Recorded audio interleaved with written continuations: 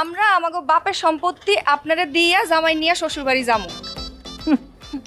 ফুপু আপনি না জায়গা জায়গা স্বপ্ন দেখতেছেন। আপনি ওখানে আমাকে বাড়িতে বাইরো। আচ্ছা কাট, যত বড় মুখ না তত বড় কথা। এই তোর এত বড় কলিজা হইলো কেমনে রে?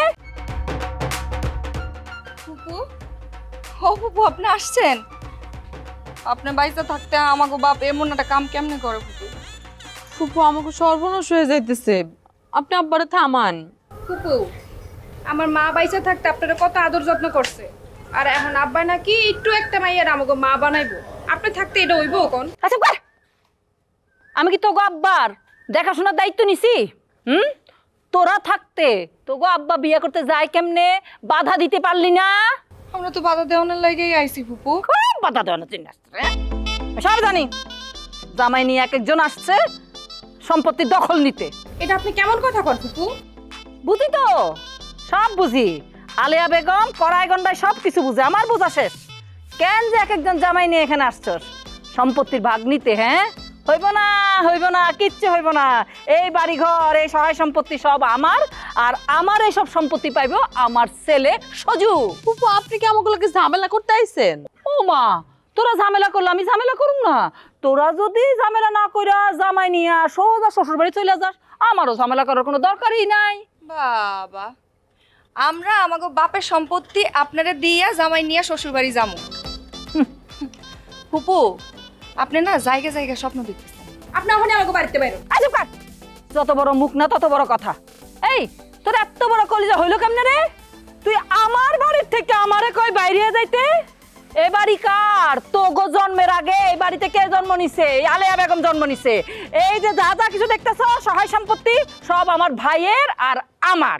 আজকে ভাই আসুক, ভাইজান আসানোর পরে দেখামো তোরা কেমনে এ বাড়িতে থাকস। ঘাড় ধাক্কা দিয়ে বাইর করে দিব সব কটারে। হ্যাঁ,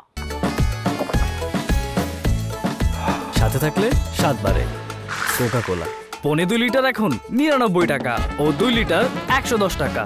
আমরাও দেখুম কেডা কারে ঘাট ধাক্কা দিয়ে বাইর করে। এই সজুরে চিনস না? লোক আনতে গেছে, আইসা লোক, তারপর দেখবি জামাই নিয়ে শ্বশুর করে শ্বশুর বাড়িতে যাবি। আমার কথা শুনে রাখ। আসুক আপনার সুজু, আমরাও রেডি। আয়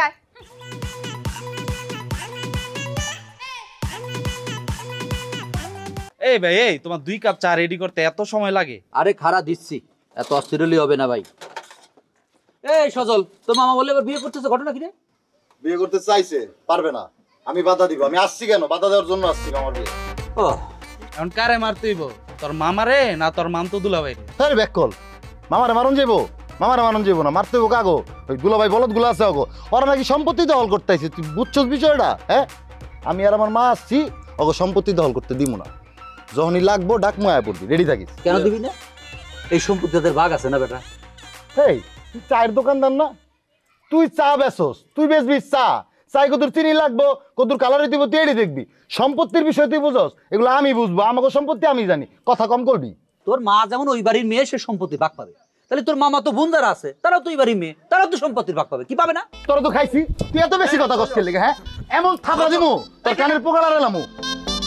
দেখে তুই এমন করে খালি কথায় কথায় তুই রাগে যাস ভাই। আমরা একটা আলোচনা করতেছি, কথা বলতেছি, তোর ভালো না লাগলে তুই আমার 5 রকম বুঝা। এ কি রে? তো তুই এই আলোচনা করবি কেন? তুই একটা চায়ের দোকানদার, তুই চা বেচবি, যা যা লাগে চায়ের তা দেখবি। তোর সম্পত্তির ব্যাপারে কথা বলার দরকার আছে? দেখো এত বড় বড় কথা কইও না, বুঝছো? আমি চার দোকান ধরলি পর আমি অনেক কিছুই বুঝি। আমি আলতাফ, আমি এর কম দিন না। আর আমি এলাকার স্থানীয়, তুমি কিন্তু স্থানীয় না। এই আলতাফ রে, তুমি চুপ থাও তো। এটা ওকে ব্যক্তিগত বিষয়, অগরে বুঝতে দাও। তুমি কোনো কথা কইও না। কথা তোমরা তো কবা খালি। হ্যাঁ, আমি বুঝি না। শোন, আমি কার পক্ষে টাকা খায় কথা কই না। আমি কারে টাকা দিমু না দিমু এটা আমার ব্যক্তিগত বিষয়, তাই না? সম্পত্তি দিয়ে দিমু, তোর কোনো সমস্যা? তুই চায়ের দোকানদার, চা বেচবি, তোর দোকানই আরামু না। কি মাথা গরম রে, কোথায় কোয়া যায় না? সম্পত্তি যদি পাগলা কুত্তে হয়ে গেছে, সম্পত্তি খাগা, কোনো কাম কাজ নাই। আমার সম্পত্তি আইছে দখল করবার।